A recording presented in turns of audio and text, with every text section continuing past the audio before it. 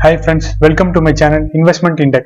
ஒவ்வொரு மனிதனுக்கும் ஒவ்வொரு திறமை இருக்கும். அந்த திறமையை வச்சு அவங்க காசும் சம்பாதிக்கலாம். ஆனா எல்லா மனிதர்களுக்கும் பொதுவா இருக்க வேண்டிய ஒரு திறமை காசை எப்படி கையாளுங்கிறது. நாம ஒரு கம்பெனில வேலை பார்த்தா அந்த மேனேஜ்மெண்ட்ல என்ன சொல்லுவாங்க?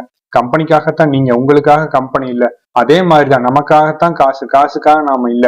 இந்த மனநிலை நமக்கு கவிஞர் கண்ணதாசனோட பாடல் வரிகளை உணர்த்தும். கடலளவு கிடைத்தாலும் மயங்க மாட்டேன், அது கையளவே ஆனாலும் கலங்க மாட்டேன்.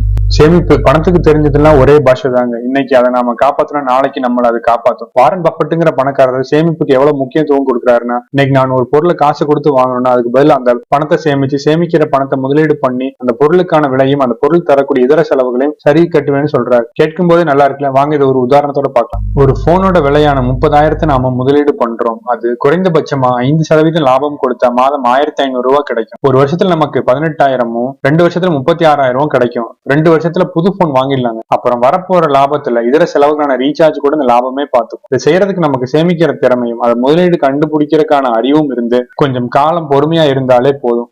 நாம செலவு செய்யும் போது இந்த தாரக மந்திரத்தை நினைச்சாலே போதுங்க, செலவு தானா குறைஞ்சிடும். அத்தியாவசிய பொருளின் விலை ஏறும், ஆடம்பர பொருளின் விலை இறங்கும்.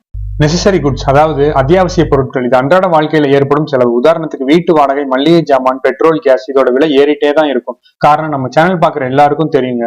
ஆமா, அதான் இன்ஃபிளேஷன். இன்ஃபிளேஷன்னா விலைவாசி ஏற்றம். இந்தியாவோட கடைசி 4 வருஷம் இன்ஃபிளேஷன் ரேட்டை நீங்க பாக்குறீங்க. ஆனாலும் இது தவிர்க்க முடியாத செலவு.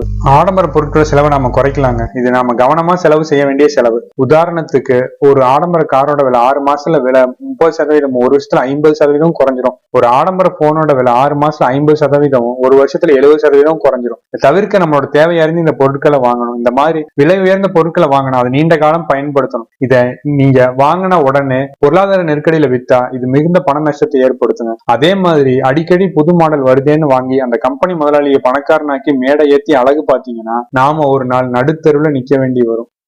கடன் வாங்காத ஆளே உலகத்துல இருக்க மாட்டாங்க.